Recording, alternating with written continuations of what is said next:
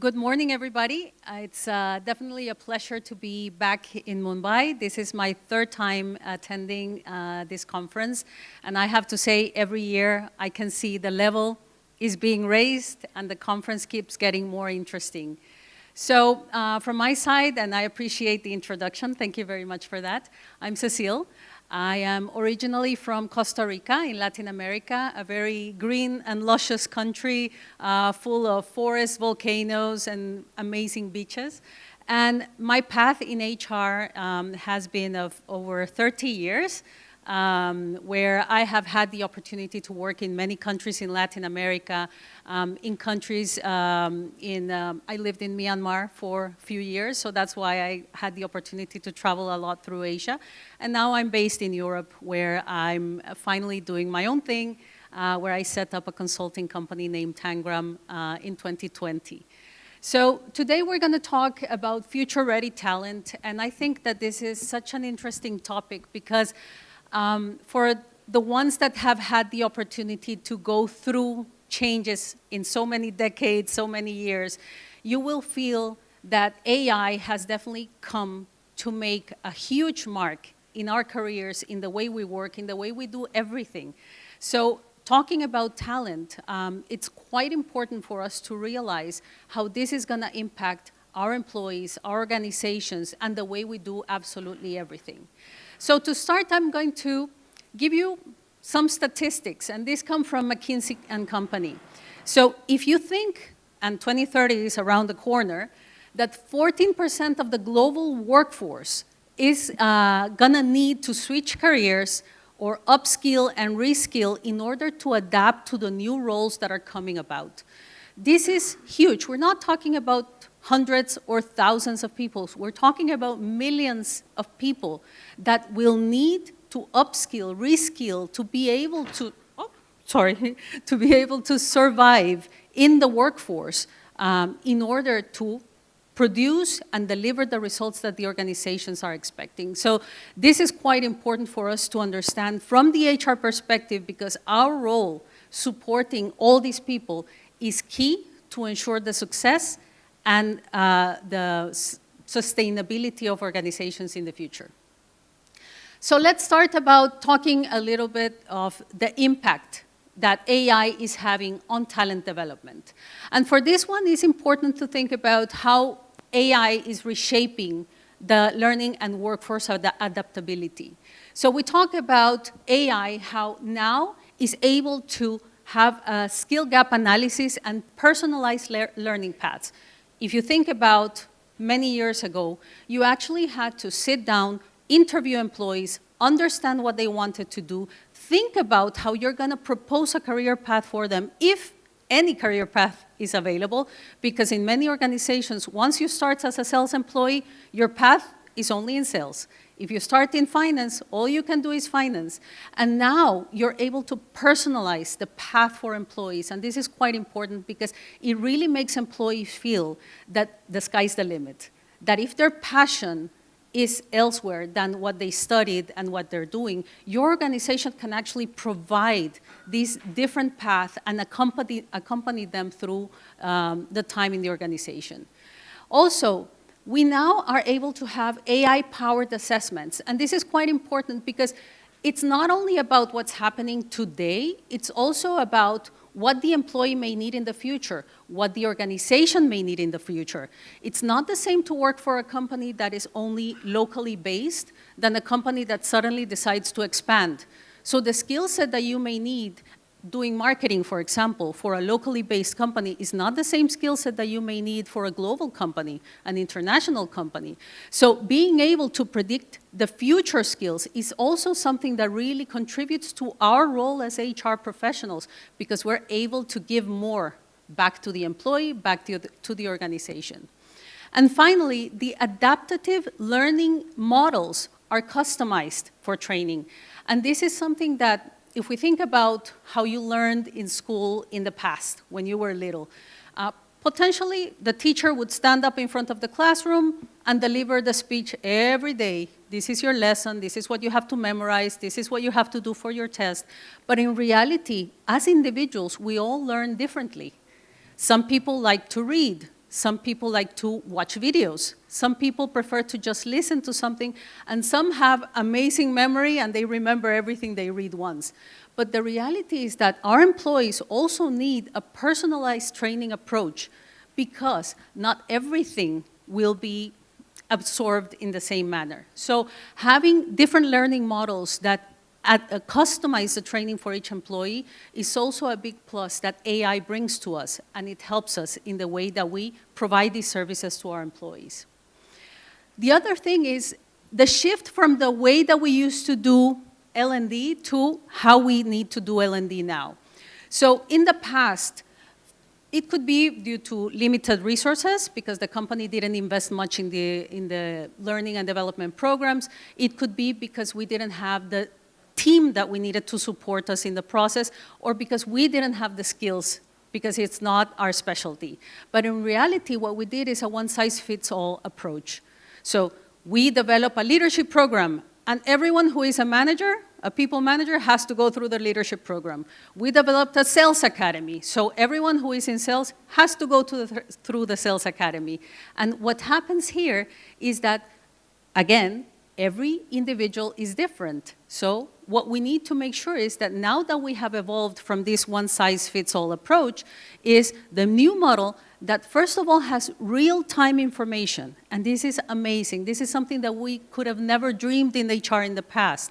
We have information available today, what the business needs today, what the industry needs today, and what our employees need today. And this is right on time for the learning experiences that are based on each employee's roles, where they want to go, what are their learning behaviors, and this simplifies the process for us quite a lot. So talking about some practical applications, and I think it's important for us to stay on top of the trend. Everything changes daily, so for us as HR professionals, it's quite important to be able to learn all the time.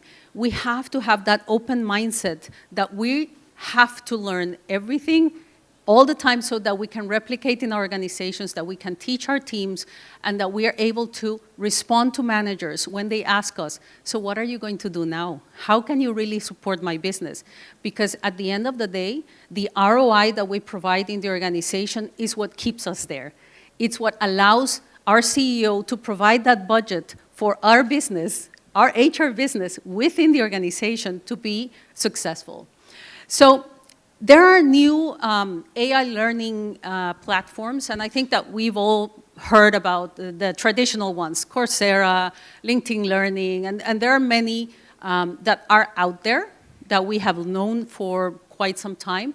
But there are new platforms that are amazing. So you have Skyhive, Centrical, Verti, and these are real-time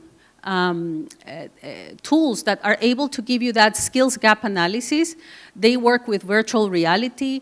They work with AI-driven microlearning. So you have pretty much everything from all sorts of price ranges as well, so you can adapt to whatever your organization is able to invest in. And this is very helpful because it actually customizes to whatever your organization and your employees need. Virtual reality is something that is so powerful, and I started using it back in 2000, I think 16, 17, for recruitment purposes. And having, the standard job fair where you have all these people applying for your organization, and having the virtual reality tour of the office, of the business, for candidates, it makes a huge difference because you know where you're getting into. Sometimes people just need to find a job and they, for them it's easy, they just apply, send resumes everywhere. But what do you want? Someone that is just putting a Band-Aid because they need to work now, or someone who wants to build their career in your organization? So being able to provide all of this, having scenarios for customer service people, and that they can actually see it in VR is very powerful. The other thing is the analytics part. And if you can't measure something, it's like it doesn't exist. Again, one of the challenges that I've faced as HR back in the days is when your CEO asks, so what are the numbers here? How do you support the request for this budget? How do we make sure that whatever you're implementing is actually going to be giving us ROI for our organization.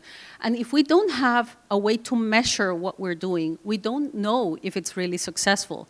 So now AI is able to forecast and measure everything around what the employees may need in 6 months' time, 9 months' time, a year, et cetera. And it can stay ahead of the trend. And for you, again, as HR, this is quite valuable. The other thing is that HR are able to be proactive. Don't wait until your marketing director or your chief sales officer comes to you and says, you know what, I need to invest, I need to do this because we're not selling, because we're not getting to the market, because our competitors are killing us. So it helps us stay ahead and be able to proactively provide the training and the development that our employees require. And then the coaching and mentorship aspect, I think it's always been quite useful. And I came across, when I was working for Dell Computers in 2006, sorry, 2006, I was working for them, and they had an amazing mentorship program. And I thought that it was quite insightful the way that they took their leaders to be able to be mentors of the other employees. But I think that it's not just about having strong people be a mentor. We also have different virtual AI coaches or mentors that can accompany the process.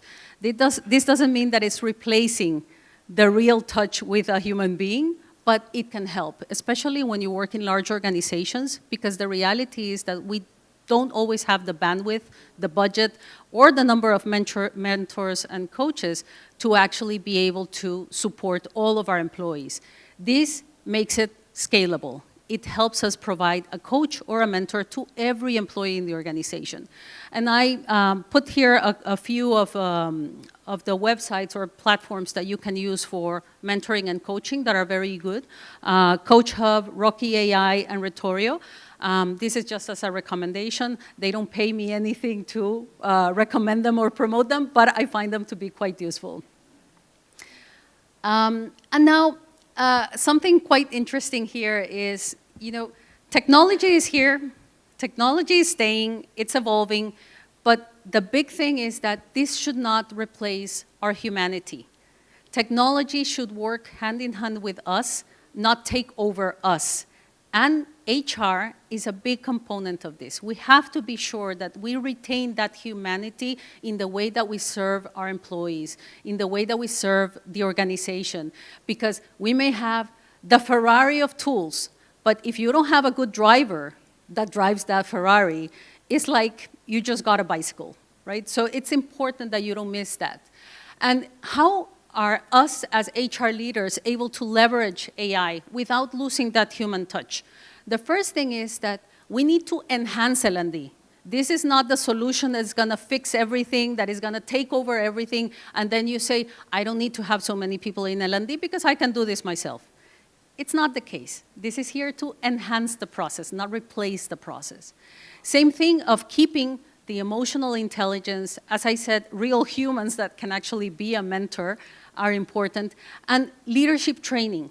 And this is important. You also mentioned this, how we need to make sure that our leaders are prepared to cope with change management, the adoption of all these tools, the day-to-day work that is probably going to be different. So making sure that we keep this in the core of what we do as HR professionals is going to support the journey of adoption of new technologies and AI. The other thing is the risk of over-automation of L&D. And again, as I mentioned, we can't expect AI to suddenly do everything. And some people are very happy that they don't have to think about what to make for dinner because they just type into ChatGPT, what should I make for dinner? What should be my routine in the gym? What should I tell my husband because, I bought more shoes than I should have had? So it's a good thing that we are able to use the tools, but shouldn't let the tools do everything for us because we can't forget that we're still people that need to interact with others. So over-reliance of AI could potentially have some bias issues. Remember that everything that the algorithm that AI is using is historical. So depending on the type of questions that you ask, of input that you have, it will provide certain type of results or answers. Therefore, we need to be sure that we still have someone checking, because let's say that you're using AI for recruitment. And this is quite interesting because you know that there's a filter. They can scan the CVs and making sure who is eligible or not. But what if you have an amazing candidate that just doesn't know how to write their CV? Maybe the CV is outdated. It doesn't have the right profile, format, font, etc., and it's discarded. And you miss out on an amazing candidate. So don't let AI do the work for you entirely. Make sure that you still have some input as HR professionals with criteria and experience that are able to be part of the process. And for employees, it's also good to be able to have peer learning. I think we have amazing platforms now that can help you with onboarding, that can help you with the whole process of hiring and training, but we still need to have some peers, the buddy program that some companies have to accompany someone on the first days in the role so that they can actually feel more at home and make an easier transition in the organization. And the role of emotional intelligence is another thing to make sure that we keep in mind as part of the humanity that we need to keep in this AI-driven era. And AI can suggest courses, but the reality is that only you know your business. You as HR leaders are the ones that understand what this company needs. You can't expect a sales program for all of your sales employees without giving some context. It's not the same, the needs that you may have in Asia than you need in Europe, than you need in Latin America or the US. And I can tell you firsthand, whatever I thought I knew when I was in Latin America is not the same thing that they needed in the US. It's not the same thing that they needed in Asia, and it's definitely not the same thing that they need in Europe. And I've had to adapt. I've had to learn. And as many platforms and tools and resources as I may have had, nothing prepares me to actually understanding a culture of the country and the organization. And finally, for us, as our role, I think it's quite important that the strategies that we drive are aligned to what the organization needs, which should be people-centric. So I'm going to talk briefly about two case studies that I think are quite interesting for us. The first one is Unilever. And I used to work for Unilever. I worked for them 5 years, and I think it's a tremendous company, and they're always trying to remain, at the edge of technology and development with their products and everything that they do. But they were facing a problem, and it was the bias in hiring. The Unilever profile is something that many recruiters had in the top of their minds, and they couldn't stay away from that, and that was making them miss out on a lot of good candidates. So what was happening is that they didn't have necessarily the best talent that they expected because of the way that the hiring process was being conducted.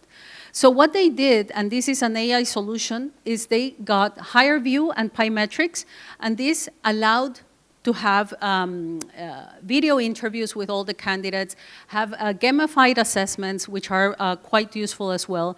And this was able to analyze not only the experience, but also the soft skills and the cognitive abilities of candidates. So all deploying these AI-driven platforms were very good for the organization. And some of the results that they got, which are quite surprising, is 100% AI-powered screening for entry-level roles, reducing the hiring time by 75%, which is huge. And you know how much time we spend sourcing through CVs, looking at candidates, going through the initial screening so that we can know if a candidate is eligible for the role or the organization.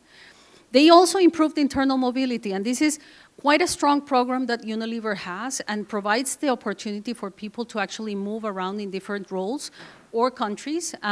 So this also improved the mobility and provided a better career path for employees. It also had a 40% increase in diversity in hiring because of the way that the algorithm was set up and the tool was set up so that it avoided that bias that I was mentioning at the beginning. And finally, it had higher engagement levels in training because AI was providing content that was especially designed for each one of the employees. So this is a great case study, and I have another one from Walmart, this giant in retail. They had another type of problem, and it's they needed to reskill 1 million employees. So you can just picture this. If you struggle with 100 employees, imagine having to reskill 1 million employees in many locations, different languages, different places. So the role in retail was evolving. They didn't know how to manage and ensure that 1 million of their retail employees were trained at the level that they required. So what they did with an AI solution is that they had AI-driven predictive analytics to identify which of the employees needed upskilling and recommended the training paths that were specific for them. This is quite good because with the learning programs that were AI recommended, they had interactive VR training that simulated real-world issues. And again, think of this is your first job.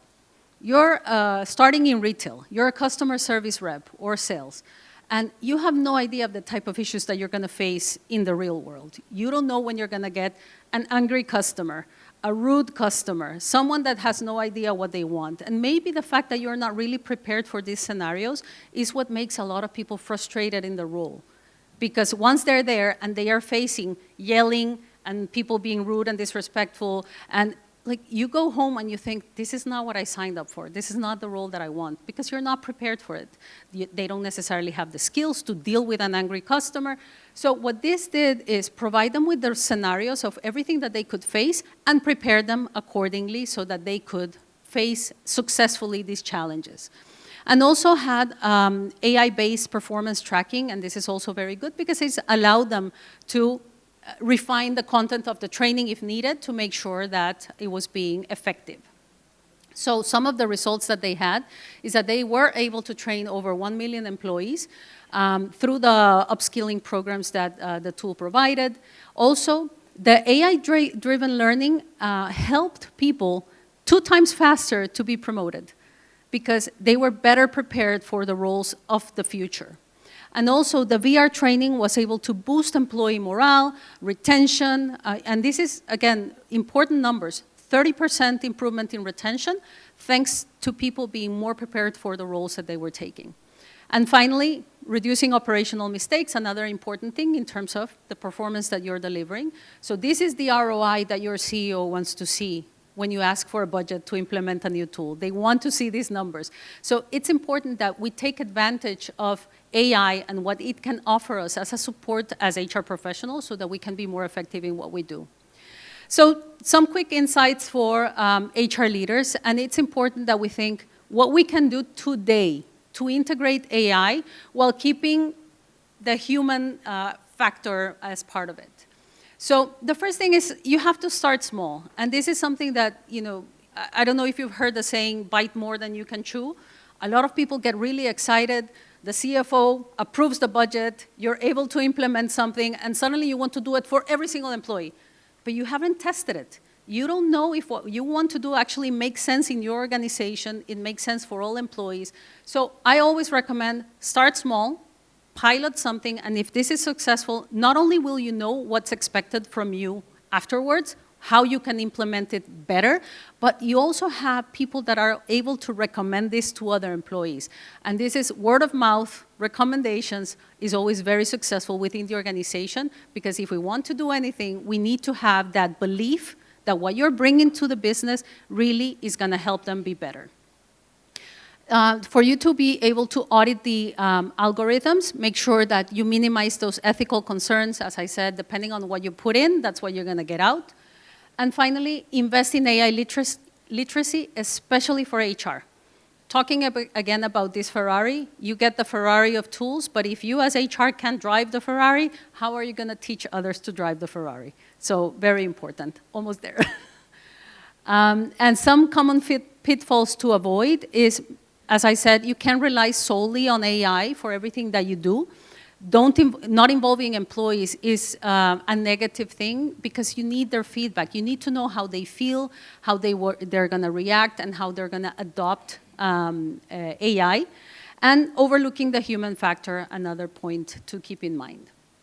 So as a message, AI is going to be able to enhance HR's strategic role. This is a blessing. All these administrative tasks that used to take you so long, now it's going to be something that you don't need to spend that much time doing. Also, the data-driven decision-making is very important. This is not subjective. This is not you talking about something that you think is going to work. This is something that you can measure it and you can prove to the organization that it actually works. It personalizes employee experience because, as I said, you're able to provide to your employees something that is tailored, made for them. And the human touch, which still matters, is something that we need to remember. So as a final thought, and this is just a small commercial, I think part of the work that we do in terms of transitioning to new ways of working, what you want to do with your life, is very important to keep in mind. And this is a book that I've written along with a colleague, and it helps you build your future and make sure that you're prepared for whatever is coming about. And this may be retirement is around the corner, you want to change your career, you want to be able to do something completely different. And believe me, people going through the pandemic were able to think about a different way of working. And this book gives you actual tools to support you in that process so that you can be more prepared for whatever the future may bring. So thank you, everybody. It was really a pleasure to be part of the Congress again. And if you have any questions, I'm happy to assist.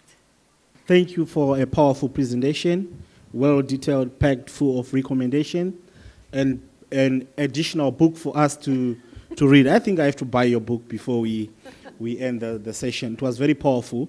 Maybe before we go, I would like to give you something. So I don't know who is coming with a token for her so that we can give her something. But we'd like to thank you for the presentation that we have done. I'm not going to ask you to ask questions because of our time, but I believe your presentation will be shared so that all of us benefit out of it. But just two things that I've found from your presentation that is very crucial is if it cannot be measured, it did not happen, and it cannot be managed. AI will not replace humans, and believe me, that's very true. I was actually thinking that, does AI have feelings? I don't think so. It doesn't feel for people. It doesn't have humor. It doesn't have the sense of, that emotional sense of touch, which is the human element of us human resources practitioners. Thank you so much for a powerful presentation.